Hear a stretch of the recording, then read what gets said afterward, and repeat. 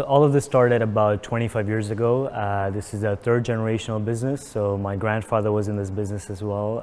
My father started this in Dubai, and he met a partner in Italy. His name is Sandro, and ever since they collaborated, and 25 years later we're still here and excited every day to work with new brands and new startups. Yeah, so there's so many memories. I can't think of one, but I would say, yeah, I think moving to Alserkal was a huge shift for us. We moved to Alserkal about 2 years ago from Al Quoz 4, so just right around the corner. But yeah, I would say every day is a new experience. We work with different brands, making women's shoes, men's shoes, local cultural sandals. So every day is a new memory, a new ambiguity that we work with. I've always been a fan of Alserkal ever since I moved back to Dubai. I used to visit here all the time, and one day we just decided, why don't we move to Alserkal?